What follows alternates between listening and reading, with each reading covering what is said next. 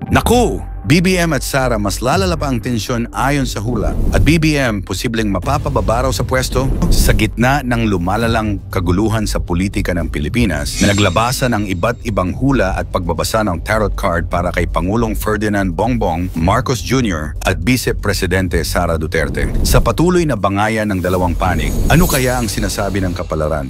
Mga hula ba itong nagkatotoo na o mangyayari pa lamang? Yan ang ating aalamin.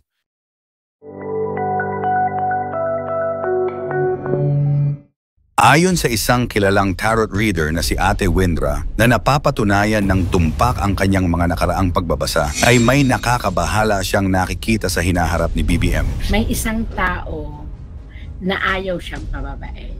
Ang higpit, ang hirap kasi itong taong to kasama niya at malapit sa puso niya. Pahayag ni Ate Windra. Sinabi rin niya na may mga tao sa paligid ni BBM na gumagamit ng lahat ng paraan, pera at kapangyarihan upang mapanatili siya sa pwesto. Ngunit may isang malalim na babalang ibinigay ang kanyang mga hula. They are reaching for the power, for the gold. They are using, bakit? They are using all the money.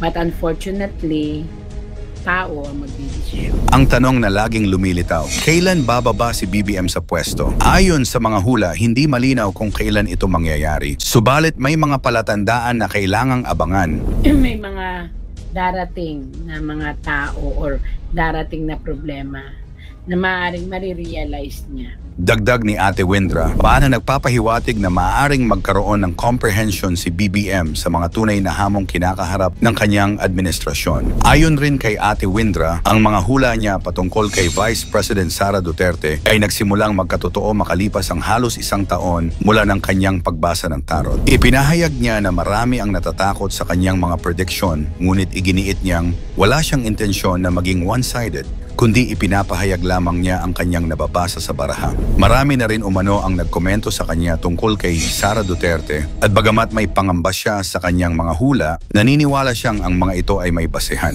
High official na may problemang pangkalusugan. Isa sa mga nakakabahala at nakakapagtakang prediksyon ay tungkol sa isang high official na may malaking problema sa kalusugan. Tapos may isa tayong high official na ang kanyang health talaga mako-compromise. So, hindi ko alam kung hanggang saan yung aabot, no? Yung kanyang pagiging critical. Yun. May babala ang mambabasa tungkol sa kondisyong ito. Kailangan mag-ingat na siya. Malamang nandiyan ang ICU. Parang gano'n ang mga issue. Sino nga ba ang tinutukoy na opisyal na ito? Ito ba ay isa sa mga pinakamataas na leader ng bansa? Mga hula na nagkatotoo. Bago dumating ang taong 2025, ang tarot card reader ay may mga nahulaan ng tila nagkatotoo. Ang first and second quarter natin, hanggang bago mag-eleksyon, very critical tayo kasi magkakaroon niya ng, sabihin mo ng, ito na yung pagkakataon nila na para i-down ang isa o kaya yung isa naman i-down din yung isa. Maglalabanan na sila ngayon mag-hurl na ng kumbaga mudslinging na ngayon talaga.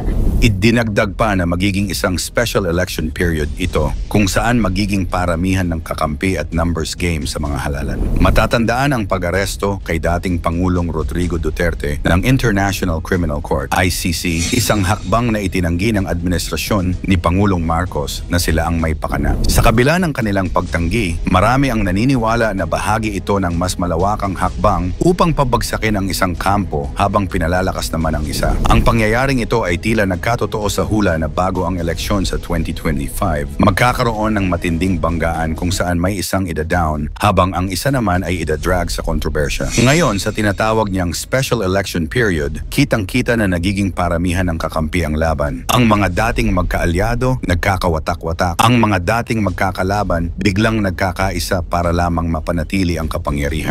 Habang papalapit ang halalan, mas lalong umiinit ang sitwasyon. Ang tanong, sino ang tuluyang babagsak at sino ang uusad sa gitna ng kaguluhang ito? Sa gitna ng lahat ng mga hula at pagbabasa, may isang bagay na higit sa lahat ang hinahanap ng mga mamamayan. Pagkakaisa. Ang pagkakaisa talaga Nandyan ang buhay ng isang bansa. Nandyan ang kapalaran ng isang bansa. Ito ang dahilan kung bakit maraming mamamayan ang naghihintay sa sinasabing malaking peaceful rally sa 2025. Sa kabila ng mga kumakalat na balita na fake umano ang imbitasyon sa rally, patuloy na umaasa ang mga mamamayan na magkakaroon ng pagkakataon na mapakinggan ang kanilang boses. Mga anomalya sa lower house. Hindi lang ang kapalarang pampolitika ng dalawang leader ang nahulaan. May nangyayari rin sa lower house na nahulaan niyang muli. Marami pang anomalies ma-unearth sa ating lower house. Bago.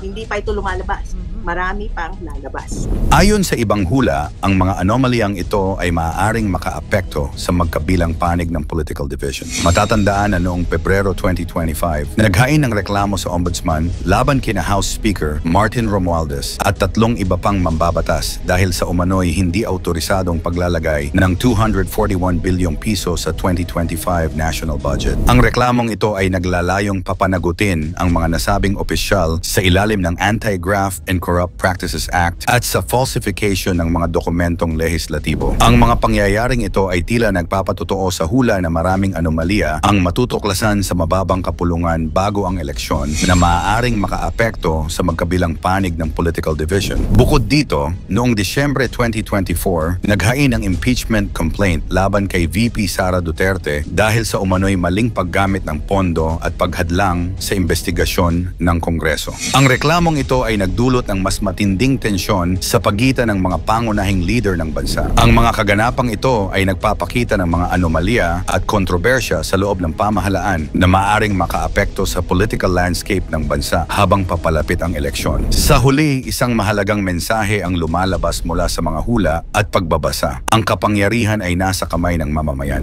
Yung mga tao na naglagay sa iyo sa kapangyarihan, merong katutubong kapangyarihan at karapatan na tanggalin ka sapagkat sila ang naglagay kung hindi mo na matutugunan ang kanilang mga pangangailangan. Kailangang tandaan ng mga nasa pwesto na ang tunay na lakas ay nakasalalay sa tiwala at suporta ng taumbayan. Bagamat maraming hula ang tila nagkatotoo, dapat nating tandaan na ang hula ay walang siyentipikong batayan. Ang mga ito ay nakasalalay lamang sa interpretasyon at paniniwala ng mga tao. Ginagawa ito para sa entertainment at hindi dapat gawing basehan ng mahahalagang desisyon o ng pag-unawa sa mga pangyayari sa bansa. Ang mga political na issue ay dapat suriin batay sa mga katotohanan at datos, hindi sa mga hula ng tarot reader. Ang demokratikong proseso ng pagboto at pagpapahayag ng saloobin ang tamang paraan upang ipakita ang ating paninindigan, hindi ang pagtitiwala sa mga hula at prediksyon. Sa darating pang mga taon, maraming hamon ang haharapin ng ating bansa. Dapat tayong maging mapanuri sa mga balitang ating naririnig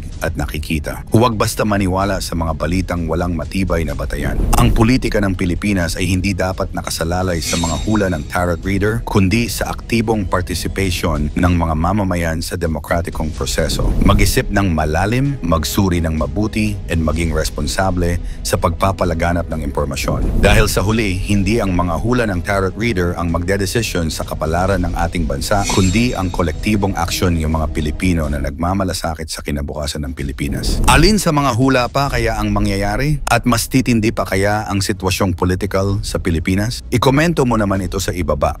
Huwag kalimutang i-like at i-share. Maraming salamat at God bless.